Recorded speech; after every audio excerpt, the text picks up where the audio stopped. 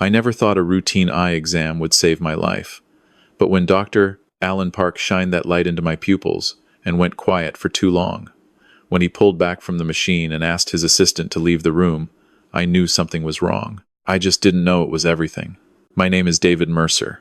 I'm 64 years old, a retired high school history teacher from Asheville, North Carolina, and until that Wednesday afternoon in September, I believed I was the luckiest man alive.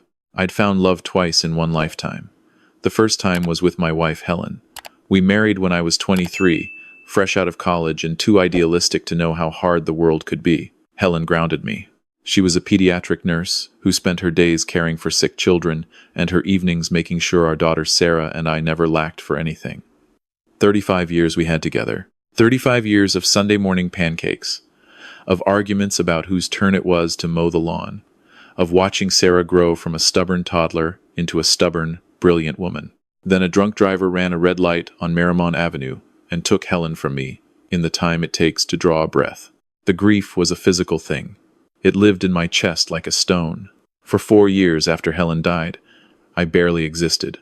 I taught my classes, graded my papers, came home to a house that echoed with her absence. Sarah, who'd moved to Charlotte for her job as an architect, called every night. She flew in on weekends when she could, but she had her own life, her own career, and I couldn't ask her to put that on hold to babysit her father's broken heart. I retired at 61. Without the structure of school, the days stretched out like empty highways. My neighbor Frank, who'd lost his own wife to breast cancer a decade earlier, started dragging me to community events, a bluegrass concert at the Orange Peel, a charity auction at the Biltmore Village. "You can't just sit in that house and rot, David," he told me. Helen wouldn't want that. He was right. She wouldn't have. I met Catherine Avery at a book club meeting at Malaprop's bookshop downtown. Frank had signed us both up without telling me. She was 53, with shoulder-length, dark hair and green eyes that crinkled when she smiled. She was a former librarian, she said, recently moved to Asheville from Richmond after a difficult divorce. She loved Appalachian history, which for a retired history teacher was like finding someone who spoke your native language. We talked for an hour after the meeting ended, standing on the sidewalk in the October chill, and when she laughed at my joke about the Articles of Confederation being America's rough draft, I felt something thaw inside me that had been frozen for 4 years. We started seeing each other. Coffee turned into dinners. Dinners turned into weekend hikes on the Blue Ridge Parkway. Catherine had this quality of making you feel understood. She remembered everything you told her and brought it back at exactly the right moment. When I mentioned offhand that Helen used to make cornbread from scratch, Catherine showed up the next week with her grandmother's cast-iron skillet and a recipe she wanted us to try together. It wasn't replacing Helen. It was something new. Something I hadn't known I still had the capacity for. We were married within a year. Sarah had flown in from Charlotte to meet Catherine 3 months into the relationship. They'd gotten along well enough on the surface, but on the drive to the airport, Sarah had been quiet. "Dad, I just want to make sure you're not rushing into this because you're lonely." "Sweetheart, I'm 62. I'm not rushing. I'm just not wasting time." She'd looked out the car window at the mountains. "I know. Just promise me you'll be careful. She seems almost too perfect, you know?" I'd laughed. "Since when is perfect a problem?" Sarah had smiled, but it didn't reach her eyes. "Since always, Dad." I filed her concern away under protective daughter and forgot about it. That was my first mistake. Catherine moved into the house on Kimberly Avenue, the house Helen and I had bought 28 years earlier. She was gracious about it. She never tried to erase Helen. She suggested we keep Helen's watercolors on the living room wall and her garden exactly as she'd planted it. She simply added herself to the spaces in between, and the house started feeling like a home again instead of a museum. Catherine's work as a freelance bookkeeper meant she was often on her laptop in the evenings, managing accounts for small businesses around town. She handled our household finances too, which I was grateful for. I'd never been good with numbers despite teaching for decades. Helen had always managed the bills. About a year into our marriage, I started feeling off. Nothing I could point to at first. A heaviness after meals, like my body was working harder than it should to digest food. I'd wake up at night with my lower back aching in a way that felt deep, almost internal. My vision would blur sometimes, just for a few seconds, like looking through rain-streaked glass. "You're probably dehydrated," Catherine said, handing me a tall glass of sweet tea she'd brewed fresh that morning. She'd started making it with honey and some herbal supplement she ordered online. "For your joints?" she explained. My mother swore by it. The tea was sweeter than I liked, with an almost syrupy aftertaste. But I drank it because Catherine had made it, and because she worried about me, and having someone worry about you after 4 years of nobody worrying felt like a gift I didn't want to refuse. I went to see Dr. Bill Henderson, my physician for the past 15 years. He ran blood work. My kidney function was slightly off, he said, but nothing alarming for a man my age. He suggested I drink more water, cut back on salt, maybe ease up on the bourbon I'd been known to enjoy on weekends. Could just be age catching up, David. You're in decent shape for 63. Let's recheck in 6 months. I followed his advice. The symptoms would ebb and flow. Some weeks I felt almost normal. Other weeks, the fatigue was crushing. My ankles would swell. My urine turned dark. I chalked it up to getting old in a body that had spent too many years standing in front of a classroom. Catherine was attentive through all of it. She researched kidney-friendly diets, adjusted our meals, kept making her special tea. She came to every doctor's appointment, took notes, asked questions. She was, by every measure, the perfect caretaker. That's what made what happened next so hard to comprehend. The eye appointment was Catherine's idea, actually. I'd mentioned the blurring vision, and she'd suggested I see an optometrist. "Might need new glasses," she said. "When was the last time you had your prescription checked?" She was right. It had been 3 years. I made an appointment with Dr. Alan Park, whose practice was in a professional building off Tunnel Road. Catherine was going to come with me, but that morning she got a call from a client with an urgent tax issue and said she'd pick me up afterward. Dr. Park was a quiet Korean-American man in his early 50s with steady hands and a calm demeanor.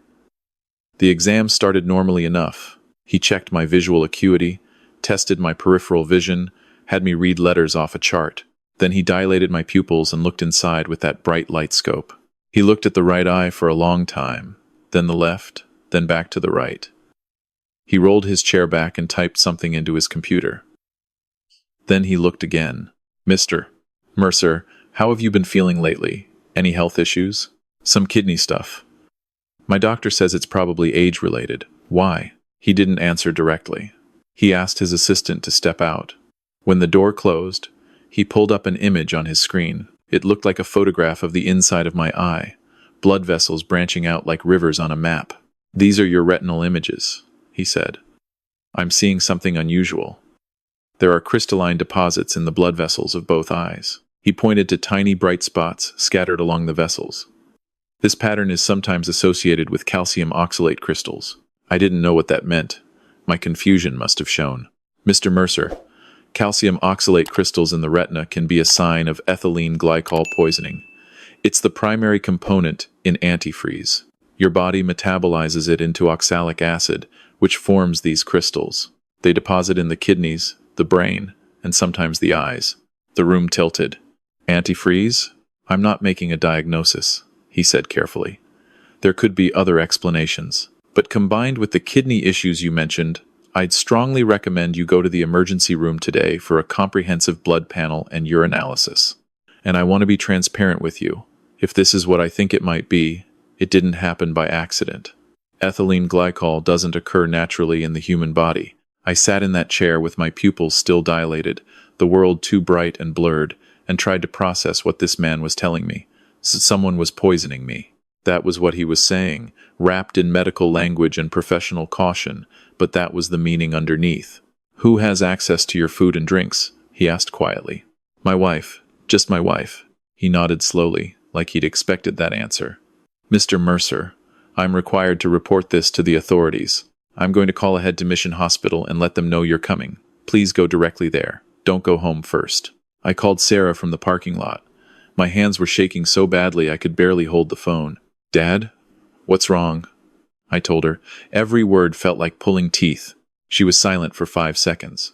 Then her voice came back, hard and focused in a way that reminded me so much of Helen it hurt. "Don't go home. Don't call Catherine. Drive straight to the hospital. I'm leaving Charlotte now. I'll be there in 2 hours." At Mission Hospital, a toxicologist named Dr. Reena Patel ran every test she could think of. Blood, urine, hair samples. She asked me detailed questions about my symptoms, their timeline, my diet. "The sweet tea," I said. "My wife makes it every day. with honey and some herbal supplement. How long has she been making it? About 14 months. Dr. Patel's expression didn't change, but she wrote something in her chart and underlined it twice. The results came back in hours, not days, because Dr. Park had called ahead and flagged it as urgent. Elevated levels of oxalic acid. Kidney function significantly worse than what Dr. Park Henderson had found 6 months earlier. Evidence of chronic, low-level ethylene glycol exposure. Mr. Mercer. Dr. Rand. Patel told me with Sarah gripping my hand beside the hospital bed, if you had continued ingesting this substance at the current rate, you would likely have experienced complete kidney failure within the next 3 to 4 months. It would have appeared to be a natural progression of the kidney disease your primary care doctor had already documented. Sarah made a sound that wasn't quite a sob and wasn't quite a scream, something in between that I never want to hear again. The police came that evening. Detective Rosa Gutierrez was a compact woman in her 40s with sharp brown eyes and no patience for small talk. She sat beside my hospital bed and listened to everything, taking notes in a small leather notebook. I need to ask, Mr. Mercer, is there anyone else who could have been putting something in your drinks? No. Catherine makes the tea every morning. She's the only one. Does she drink the same tea? I thought about it. No. She drinks coffee. Says tea upsets her stomach. Detective Gutierrez exchanged a look with her partner, a tall man named Detective Brian Cole. That look contained an entire conversation. They got a warrant that night.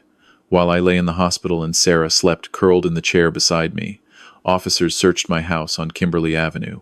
They found the herbal supplement containers in the kitchen pantry. They weren't supplements. Lab analysis would later confirm they contained ethylene glycol mixed with honey and dried herb powder to mask the color and consistency. But that wasn't all they found. In Catherine's home office, in a locked drawer of her desk that the officers opened with a warrant, there were documents. Insurance policies, 3 of them, taken out on my life over the past 2 years. Total coverage of $1.8 million. All with Catherine listed as sole beneficiary. My signatures on the applications, except I'd never signed them. There were bank statements, too. An account in Catherine's maiden name, Catherine Leland, at a bank in Richmond I'd never heard of. Regular deposits, $30,000 here, $50,000 there, and correspondence, printed emails between Catherine and someone named Derek Leland. Who's Derek Leland? I asked when Detective Gutierrez showed me copies the next morning. Her brother. She told me she was an only child. Catherine Avery told you a lot of things, Mr. Mercer. Most of them weren't true. Over the following week, as I recovered in the hospital and then at Sarah's apartment in Charlotte, Detective Gutierrez and her team dismantled the life Catherine had constructed, like pulling threads from a sweater. Catherine Avery was born Catherine Leland in Roanoke, Virginia. She had a degree in accounting, not library science. She'd never been a librarian. The book club, the love of Appalachian history, the grandmother's cast iron skillet, all of it was research. She'd studied me before approaching me, Detective Gutierrez explained. We found notes on her laptop, your daily routine, your hobbies, your wife's death, your daughter's name and location, your financial profile. She knew about the book club because she'd been watching you for weeks before she showed up. The divorce from Richmond was real, but what Catherine hadn't mentioned was that her ex-husband, a man named Paul Avery, had filed for divorce after he was hospitalized with unexplained kidney failure. He'd survived, but barely. His doctors never identified the cause. He'd been too relieved to be alive to push for answers.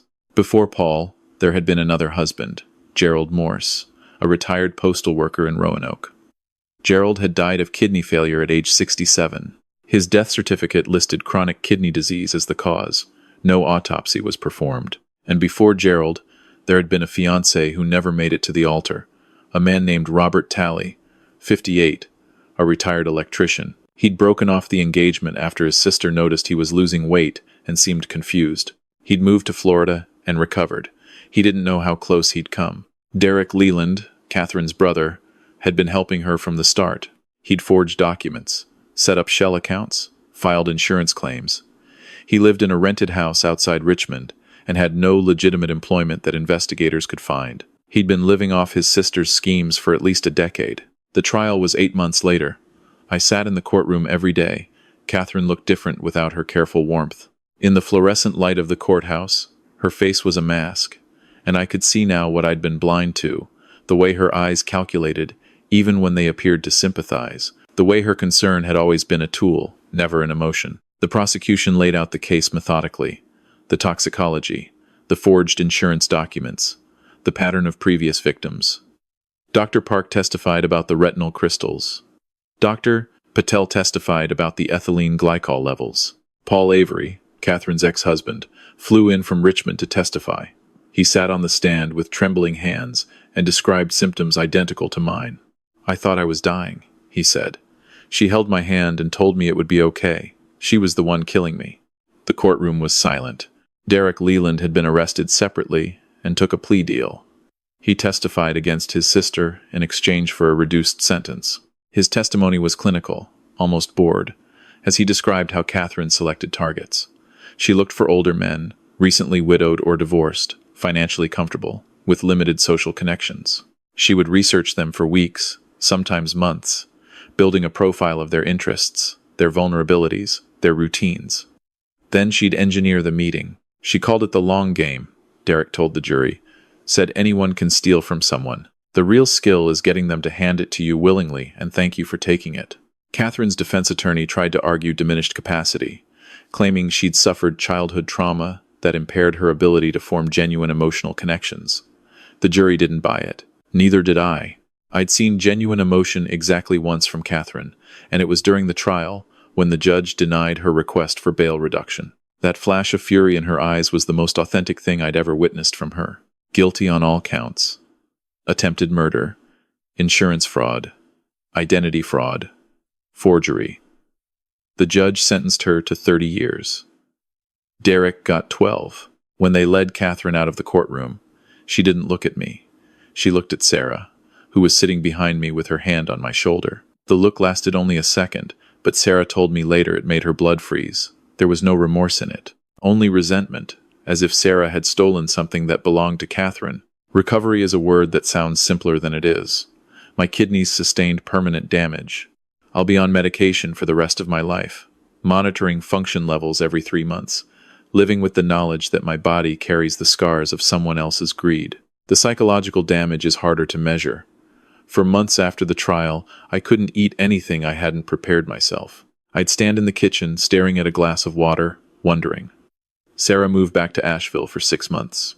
She worked remotely from my house, and every morning she'd sit across from me at the breakfast table and eat whatever I ate, drink whatever I drank, as if to prove by example that the food was safe. "You don't have to do this," I told her. "Yeah, Dad, I do. I sold the house on Kimberly Avenue. Too many lies lived in those walls." Sarah helped me find a smaller place near the River Arts District, a 1-story cottage with a porch that catches the afternoon light. I joined a support group for people who'd been victims of what the counselor called intimate partner exploitation. There were 7 of us. A woman whose son had stolen her retirement, a man whose business partner had been embezzling for 15 years, a grandmother whose caretaker had been forging checks. We met every Thursday at a church basement on Haywood Road. We drank bad coffee and told our stories and tried to figure out how to trust the world again when the world had shown us its worst. "How do you know?" a woman named Dorothy asked one evening. "How do you know the next person won't be the same?" I didn't have a good answer. I still don't. What I have is a list of things I wish I'd known, things I share now with anyone who will listen. I wish I'd listened to Sarah. Her instinct that Catherine was too perfect wasn't jealousy or overprotection. It was pattern recognition, the same instinct that makes you step back from the edge of a cliff before you consciously register the height. I wish I'd questioned why Catherine took over our finances so completely, so quickly. Helen and I had shared everything. Catherine made it seem natural to let her handle things, and I was grateful to hand off a chore I'd never enjoyed. But control over someone's money is control over their life. I wish I'd noticed the isolation. It happened so gradually I didn't see it. Frank stopped coming around because Catherine had mentioned she found his visits exhausting. My poker buddies from school drifted away because Catherine always had plans for us on the nights they met. My world shrank to Catherine and Catherine alone, and I thought it was intimacy when it was actually a cage. And I wish I'd trusted my own body. When the symptoms started, my gut told me something was wrong beyond normal aging. But Catherine was so attentive, so concerned, so present at every doctor's appointment with her notebook and her questions, that I let her narrative overwrite my instinct. She told me I was getting old.